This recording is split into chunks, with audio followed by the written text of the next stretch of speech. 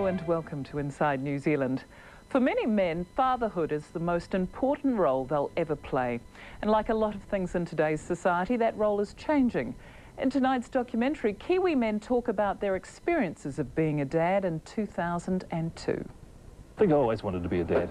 Before I found out that Claire was pregnant, I never even saw kids. Once you have a child, then it does change your life completely, and then you share a real connection with people who do have children because you both know what it means. Being a dad is the most important job in the world.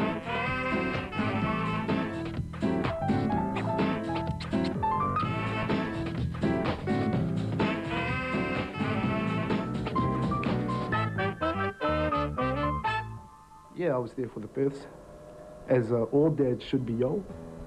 And it was mad cool. Scary, but still one of those classic moments that you draw on when you want to get your happy thought. But you feel helpless. That's what I hate about it, you know. You've got your wife there absolutely screaming blue murder, and you just can't do anything, you know. All you can do is stamp her head with a flannel and say, that's all right, you know. Get through this and we'll take you to Sydney or something. Childbirth wasn't exactly the most clean-looking thing in the world, so that was an eye-opener. I was fine, actually, right up until about the time when the specialist asked me if I wanted to cut the cord, but it was a bit too much. I've got a photo on my desk at home of him on his second day, and he's so swollen, and I mean, he looks like an alien, you know. I mean, his eyes are all slitty. My youngest is 10 months. His name's Jeru, J-E-R-U, and my oldest is 3. His name's Loxman, that's L-O-X-M-Y-N, and I made up Loxman's name. It's a play on words. When he was born, he came out kind of hairy, and the idea was like dreadlock, the dress. New Zealand dads are becoming involved in bringing up kids, but it's seldom recognised, largely invisible in society and unrepresented in the media, unless it's bad press. They are often portrayed as incompetent. We always talk about Kiwi ingenuity, and New Zealand's a great country for guys getting out there and concreting their driveways and building on extensions and getting under their car and fixing it. Yet, like, for some reason, we show them on TV commercials not being able to put on a nappy. You know, they get this kid, a little nude kid in front of them with a nappy on. They go, what do I do here? It's got 2 holes, bit of Velcro, I can't put it on. So wrestle the Kiwi ingenuity guy. Increasingly, dads are demanding a larger role in child rearing. 1 in 2 men is a dad in New Zealand. The most common arrangement is still the 2-parent family, with the father working and the mother staying home to look after young children. I think there's a bit more pressure on now for fathers to be around their kids. You know, you've got to be all things to all people. Like, you've got to be the corporate king at work and aggressive and moving up the ladder and all that kind of stuff. And then at home, you know, you've got to be around the kids and be a big soft dad and do the vacuuming and all the other tasks that are around the house. A self-employed businessman, Matt and wife Claire have 3 children. You know, you don't appreciate just how intense it's going to be until it actually happens. And when it does happen, then you think, oh my God, why didn't someone tell me that it was like this? The baby wakes at 2 o'clock in the morning and is up for 2 hours. Hello? What do you do now?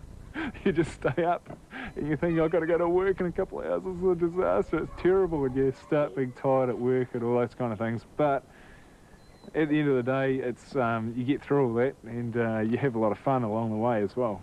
They don't care if you've had a crappy day at work. They still want you to go and build a tower or build a rocket or play with Thomas the Tank Engine. They don't care if you've missed a deadline or the piece of work you've done's been turned down. They don't care. This is life. 2 weeks a month to spend away. A dad at 18, Corey has 2 daughters, Sam and Brooke. As a dad on the road, he's away travelling 2 weeks out of 4, leaving his wife Stacey to look after the girls. When he's away, quite often it feels like I'm a solo mum.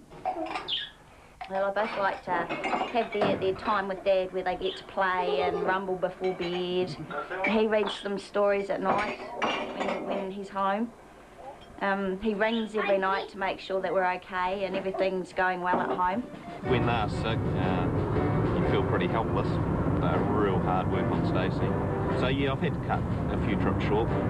When I get back Friday night, it's just like a big party house. Kids run amok and We just have a lot of fun and play fire, just get out of control with them. It's not much fun being on the road, being a dad, but being a dad's awesome fun. I don't live in the world where the man goes and makes money and the woman stays home with the family, because my woman is very capable of making money herself. And unfortunately, this involves childcare. Matthew has 2 young children, and both him and his wife Sarah work full-time. A mental health worker, Matthew often works more than a 50-hour week. Yeah, just keep walking along. Sometimes I feel really guilty, especially as in the morning we get them ready for school or childcare and we drop them off. And then in the evening, after a long day's work, we bring them home, try and summon every ounce of energy we've got to be with them and be present with them and play with them. We feed them and we get them ready for bed, and that's all the time we have with our children sometimes. And sometimes that doesn't seem fair, and it's not fair for them and it's not fair on us. I suppose one of the worst parts of being a father is having to put yourself last a lot of the time. Now we have to book time to be romantic as far as nights out and getting babysitters. Then there's sometimes you just want to come home and lie down on the bed and lie in the sun, you know, but you can't because you've got kids jumping all over you. So it's really hard to relax sometimes, and you have to plan time to be with your wife and be with yourself as well. I can beat myself up for not being the perfect father and for not giving them every ounce of energy that I have. And that would be really easy to do, but I have to remember that I'm a human being myself and I have my own limitations. Heard the war stories about how much harder it is with 2 children. I don't think they quite prepare us 2 children, and you wonder how some families where they've only got one parent get on. It's just about impossible. With both working full-time, having to cope with 2 children and irregular hours is just part of the job for Mike and wife Paula. It's hot, isn't it? So you've got to be careful. I don't know how many times I've picked up Maya in the last couple of weeks and she's vomited over my clothes and I've had to change before I've been going off to work, or sometimes when Ben's just, way too excited before bedtime. It is hard, but I mean, they're children and that's what they're meant to do. That's them being them. It's ready now. When Ben was born, Paula stayed home for about 8 months, and then went back to work. She was working an early shift at that stage, needed to start work at 4:30. So, that got me, in terms of fathering, in there, hands-on every morning, having to get Ben up and get him fed and get him dressed and get him off to creche. And it's great, we have built such a strong bond because of that, I think. Good boy. I remember pacing outside the High Court in Napier where I was doing a story trying to organise a co-op taxi with a car seat to go and pick Ben up from creche, which isn't a good look really, but when we had someone to meet him as well. But you've just got to work around those things. When I used to see other people's kids with vomit and, and poos everywhere, and it was a bit sort of like, oh, God. But now, like this morning, he just had the monster nappy, and he'd sprayed it all up his leg, and it was out the side, and it's gone, and so I had to take everything off, and he's laughing away. He loves getting nude. He's classic. Yeah, we're really fortunate with Locksman.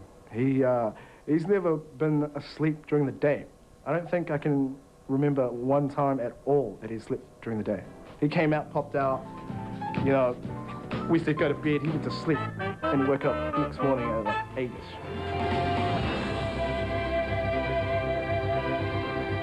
It's a constant round of this nappy, this sleep, that sleep. Start to get some tea ready, quickly vacuum the floor because here comes Mum's car up the drive. I can do the cloth nappy thing without the pins. All young fathers should get that sussed, and it helps you out, like when you're out and about and you come across that situation, and there you discover how functional a bandana can be. being at home with the kids is one of the best kept hidden secrets. Around 90,000 of the dads in two-parent families work shift work. A growing number of dads at work so they can share in the care of their kids.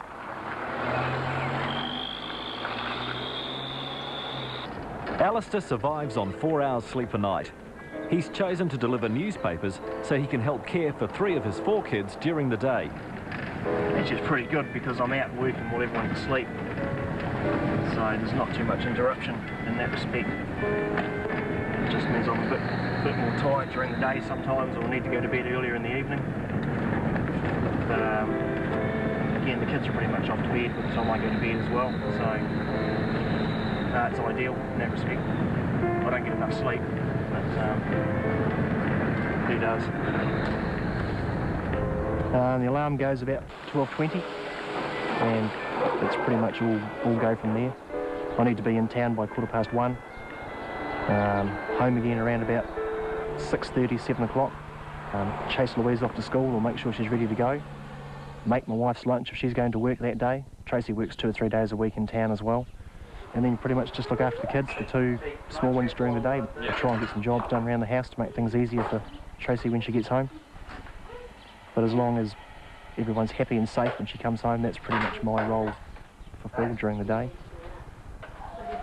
I think the role of parenting is highly underrated in terms of what's expected of a parent and how we carry that role out. Thank you, Dad. Thank you. Tracy and I have tried not to polarise the roles too much in terms of being a father or being a mother. I'm a bit of a mother-father, is how I term what I do, as I get to kiss the wounds and smack the bums at the same time. Society underrates parenting as a role, but I'm also very aware that as a father, it's very hard to get information or to find information pertaining specifically to fathering. It just seems to be, it's more the mother's role to raise the little children, and it's very easy when you're a woman port, but a whole different kettle of fish as a father. And once a week, fortnight, month, or whatever, you get together with the other mothers in your playgroup and dribble on each other and poke things in each other's eyes, and again you sit around and compare scars and war stories. So I did all of that, did all the parenting together and the playgroup thing, and thoroughly enjoyed it. I got real good support from the other ladies in the playgroup. It was never a case of they didn't feel like they could talk openly about what was going on. I've heard a lot of things that would make husbands' toes curl, probably. But I mean, the thing with that sort of thing is it's very much what's said there stays there. It's just an opportunity to share experiences, I guess. I like to make feel-good music, and therefore I think I need to be feeling good. And for that to happen, the family has to be A-OK. And therefore having the room at the back of my house is really, really good for that. There'll be nothing here. I'm working approximately 2 days a week, and Megan's working 3 days a week. So between the 2 of us, we work, a 40-hour week. Dad to 5-month-old Kate and 2.5-year-old Emma, Mark and wife Megan divide the care of the girls 50-50. Usually we change over in the middle of the day. So one of us will come home from work and we give an update on what the kids have been up to and when the next nappy needs changing, and the person who was at home will rush off to the work, and the person who was at work will sit down with the kids for the rest of the day. When I was working full-time, I used to come home and the washing would still be in the washing machine, not hung out. The dishes would be, dirty dishes from the night before would still be on the bench. And I would say, Megan, what have you been doing all day? But then suddenly it was on the other foot, and when I was at home all day with the kids, and sure enough, the washing would still be in the washing machine, and the dishes would still be on the bench, and you just get appreciation of what a full-time job it is, just looking after, a couple of kids. I quite enjoy nappies. I like washing them, I like hanging them out, I like folding them. It's just the crispness of them all. I don't know what to use disposables at all. It's so enjoyable. Squeezed in his 2 daughters to a Plunkett scheme at the local high school, aimed at educating future fathers. You take your young family, tots and toddlers along just to give you know the students some hands-on experience with some youngsters. They need to hold One session is feeding, one session is bathing, and the other session is playing with kids. So it's quite a neat little introduction. You have best moments all the time. At the moment, my best moment with... Did it hit you in the feet? Come here for a second. What's your name? Ben McRoberts. That's the best moment at the moment. He's just learned his name. We were so sure that Harry was going to be a girl. We had girls' names all organised, and then we had a boy, and that threw us around in the works, and we didn't actually name Harry till about 4 days after he was born.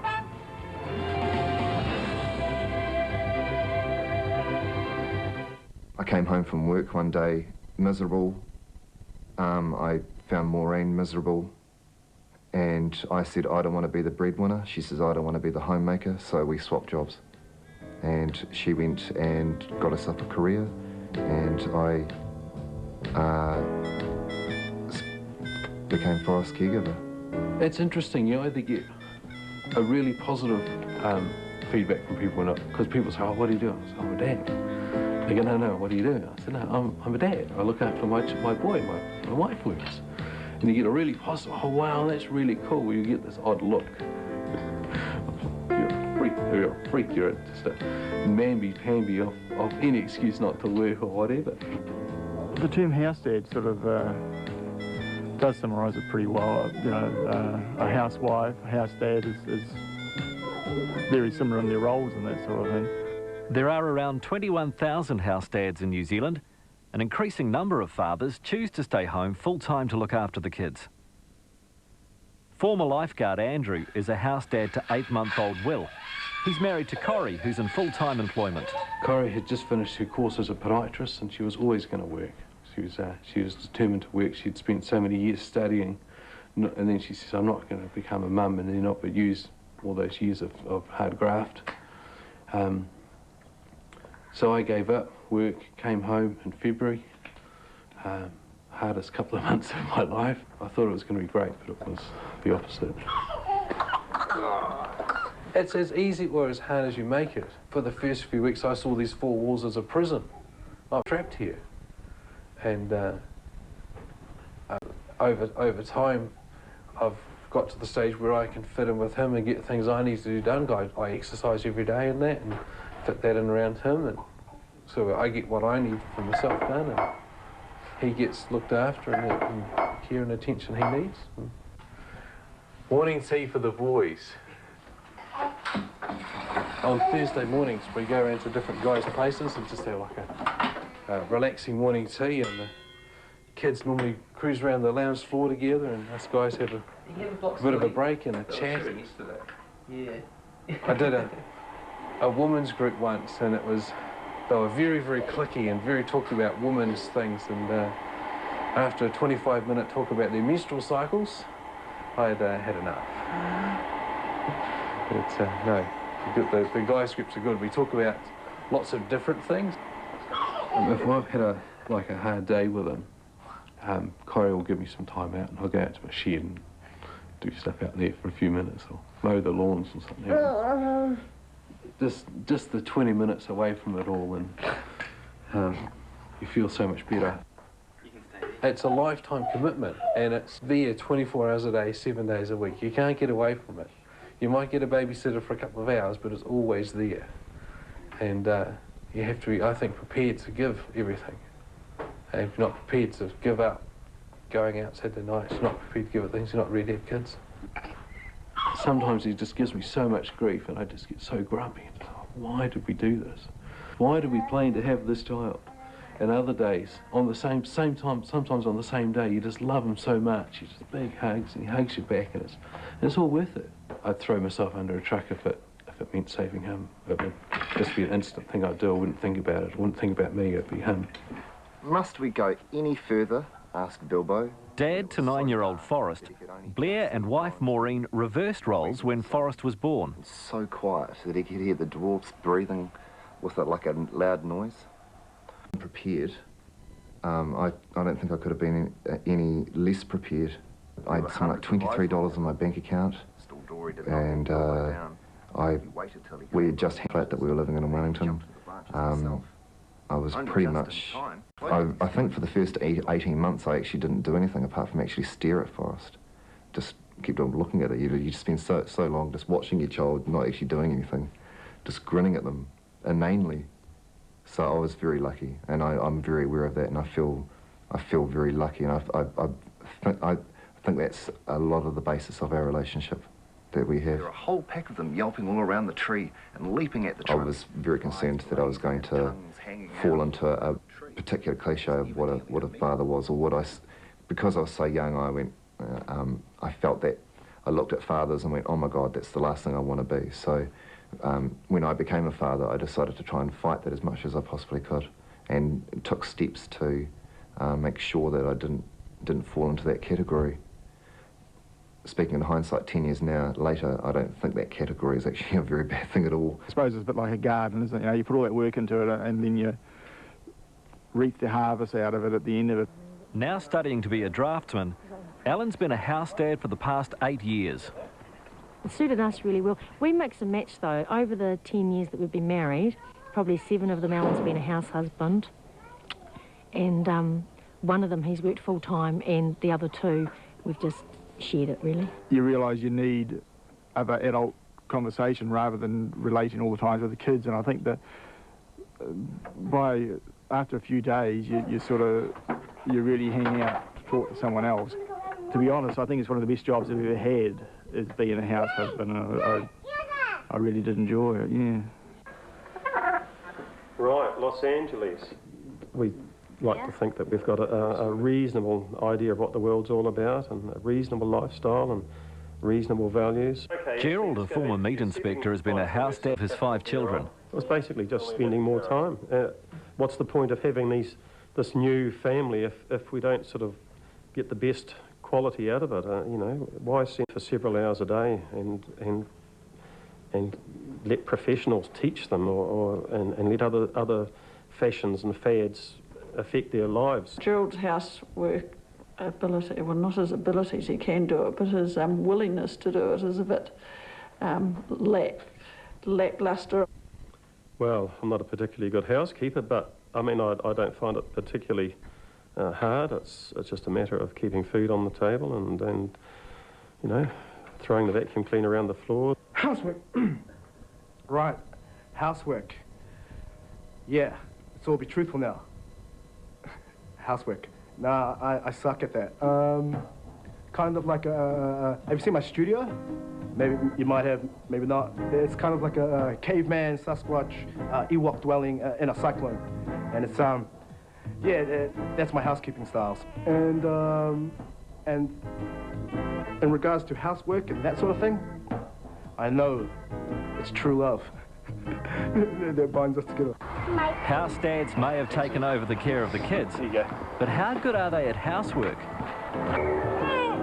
Before Claire and I started living together, I was a pig. I was living in a bachelor flat in Germany on my own, and I had a great time. And certainly, you know, the washing got done when the pole was high enough, sort of thing. Not as regularly as it happens around here. And it's really nice to live like this. That, wouldn't it? It would still be like that. I think when you do housework things, you're quite traditional in that you're doing me a favour, aren't you? You know, do you think? Yeah, possibly. Yeah, the kids were really little when we first swapped roles, and I was at work full time, and he'd leave me a little list of things I had to do. And one of them one day was put out the washing, and I put out the washing, and when he came home, he said, did you do the washing? And I went, yeah, did that, on the list. And he said, well, you didn't wash it then, did you? And I went, well, no, you didn't tell me to wash it. Yeah, I realised then we'd really changed roles. The laundry, not so good.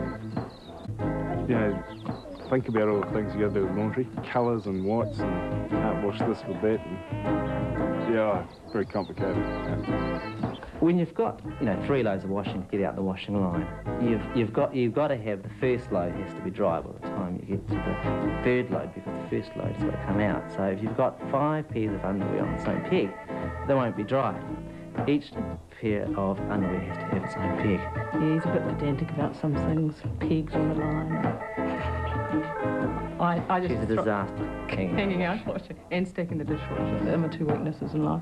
They might spend more time at home and they might dabble with nappy changing or putting the washing on, but generally things are pretty much the same.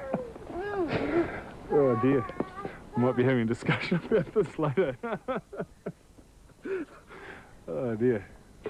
He's only 2.5, but he loves rugby, and sometimes I get embarrassed because I go somewhere with him and he has to wear his Crusaders jersey. He loves his Crusaders jersey. He's got his ball and he likes to carry it around with him, and I'm sure people must think I'm sort of stuffing it down his throat and pressuring him into liking rugby, but he'll sit down and he can name, on the poster, he can name most of the Crusaders now. I've enjoyed being there for those first steps. Loved it. Just loved watching them take off. Because you can tell that this is the start of their freedom. I mean, you love it for about 3 seconds. Then they take off to the cupboards and pull everything out and you think, oh God, here we go, I wish they were crawling still.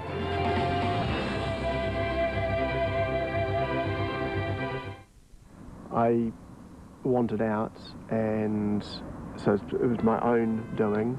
My ex-wife didn't see anything coming. She had no preparation for it. I was initially dragged to the edge of the cliff, kicking and screaming, realising that the marriage was not going to go any further. There were nearly 10,000 divorces in New Zealand in 2001, the majority involving children. Increasingly, dads are winning the right to share custody of their kids. When my marriage broke up, I turned into a solo dad. I made the decision that with the hours I worked, I wouldn't have seen my children. And I couldn't afford childcare, really. So it was quite a simple decision in the end. Give up work, go on the benefit. I had to make a decision whether I wanted to be a major part of my children's life or not. I mean, there's so many fathers who, confronted with this, will say, I'm out of here, I'm gone. We differed over shared custody and the idea of that, and we had quite a difficult time and went to the family court to try and resolve that. The decision of the hearing was that shared parenting would be the order of the day. There's nothing in law to stop them saying you'll have a week about and you'll both have custody. You'll have custody for 1 week and you'll have custody for the next week. Nothing leaks that I think, in terms of the court's mind sometimes, there's a concern maybe that could be harmful to the children. I'm just involved in a major study of over 350 decisions to see the different ways the family court perceives mothers and fathers. Custody tends to go to the parent who spent the most time and who the child is already living with. So that, in a sense, puts fathers on the back foot, because they're not necessarily the parent who the children are living with. You grow up with these children, and then suddenly for a period of, because we were doing a week on, week off, there was a period at the end of the 7-day stretch on a Friday when they would leave me and I would be totally distraught. I was suddenly brought back down to earth and would go to the local supermarket, see some small children, and then bawl my eyes out at the checkout. Tears coming down my face. You start off in a relationship, there's only two. As a child comes along, that child takes priority and you get forced apart a little. As the next one comes along, you get forced apart a little. Even in terms of like the whole marital bed thing, just having kids, the physical separation between you and your partner, you just don't have the time and the energy to put into, I suppose, maintaining the relationship. Against the trend, Robert, a solo dad for 5 years, was assigned full-time custody of his children. As soon as I got it fixed in my head that the commitment was to the kids and that they came first, it was just going through the motions, just do whatever needed to be done to make sure the kids didn't suffer, sort of grow up as normal as possible. Yeah, it was good.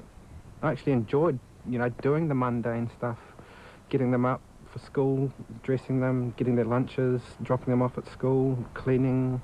Got into the whole routine thing. Sometimes it definitely cuts into your social time. There might be a group band on in town. I might just want to go out with some mates. I might just, want to hang out at my brother's place and watch a league game during the week that doesn't finish till 10, but kids, they need to be home in bed at 8:30 on a school night. Right, I remember to put your belt on. Have you got all your stuff? They're at the stage now where they think they can pull one over on me, but I've got a few years up on them, and yeah, I sort of grew up quite quite hard, so there's nothing they can pull on me that I wouldn't have done, that I sort of know the counter move too. Yeah. Yeah, I always want to make it clear to them that it was never them that I was leaving for. But you never know whether when you tell kids that, whether they believe it or they take it on board. I've tried to include them when I was working out of Hong Kong, and I'd be away approximately 50% of the time, so I'd be commuting to Hong Kong for 3 or 4 weeks, come back here for 3 or 4 weeks. Then I took my boys up there one trip just so they could see what I was doing and actually understand where I was at. It's hard. It's a lot harder now that I'm, you know, a kind of single dad. But I've got my brother, who flats with me, and he's been great. He's always kind of there. As an actor, single dad Robbie is no stranger to separation from his children. We lived in Auckland, and I worked on Stickman down in Wellington for 2 months. And at the time, Alice was pregnant with Sophie. That was hard, constantly being away from them anyway. And it's gotten to a point now where Austin is actually used to me going away. My brother did a videotape of them, and that was the best. It was just a little short film of them, their everyday life, Austin and Sophie's everyday life, and that was great. You know, things like that kind of keeps me going. Well, I really didn't want to make the same mistake again. I mean, I regret it every day anyway. Proud dad to 5-week-old Monaro, Rangi has another son, Callus, who's just turned 1, that he hasn't seen for many months. I'm really disappointed in myself, but it's the fact that I'm here and he's there. Not much of a, you know, fatherly presence. Yeah, I want to make it down here. But there's always the issue with my son. I want to go back to Rotorua too. But I'm going to see myself staying here. Hello. Get back to sleep. You're awake now. Come on. Come on, boy. I mean, I see all the stuff that I missed out with my son. But it's purely my fault, so I really want to get close to my son. He's my son. How could you not want to be there? I've always made a point of being in contact with them when I've been away via faxes, phone or email, and as they've got a little bit older, email has been a lot easier. They can respond instantly if they want to. The biggest thing I found difficult is they would not often respond when I would email. I'd email 6 or 7 times and not get a response, and I kept thinking, why aren't they responding? But of course they've got busy lives. They're in a set routine. They go to school, they've got their after school activities, they've got a family unit where they're living, and they can't compartmentalise how they fit in with me. And that took a lot of getting used to. You know, Daddy loves you, eh? Don't get into too much mischief. Don't be bringing no strange boys home. No mohawks or nothing like that. Just be responsible with it. And don't forget my birthday and don't put me in a home.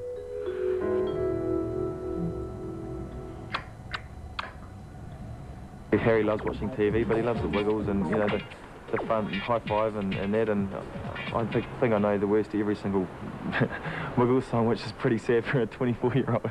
Yeah, since kindy, yeah, he goes up and tells kids, yeah, my dad's Chef Fu. And it's like, he never calls me Chef Fu. No, my family calls me Chef Fu. He just knows me as Dad.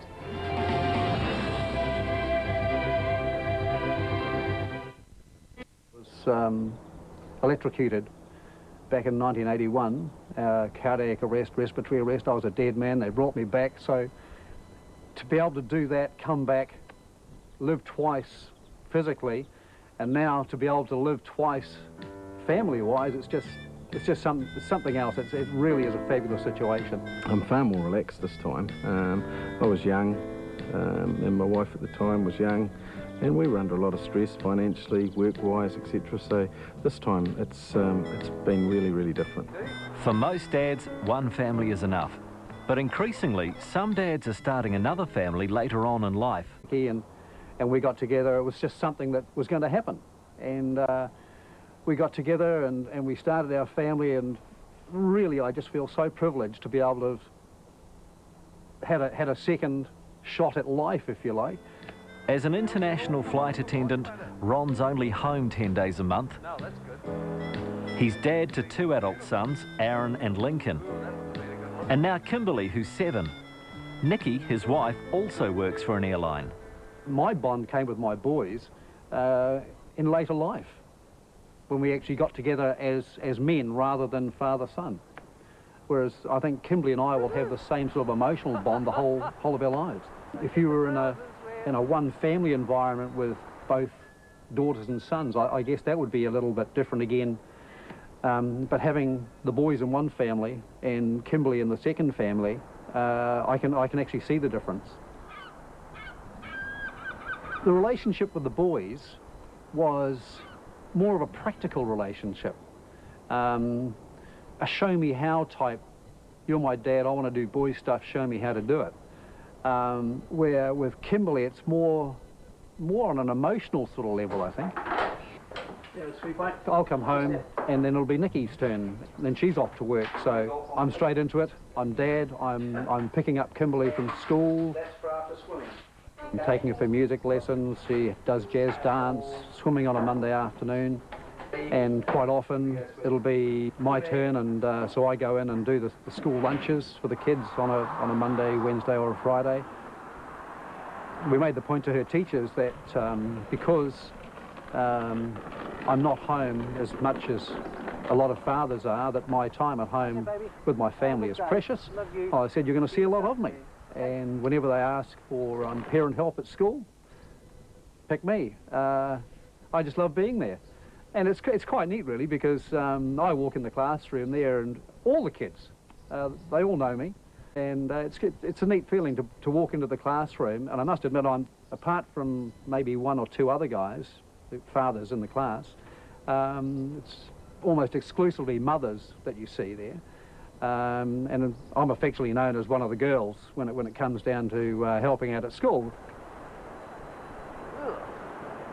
Not going to take that home. I think family time really has become paramount to most people now, because they realise that they're spending so much time away from their families just earning a living, that they make do with what they can when they're at work, but then come home and find families different story altogether.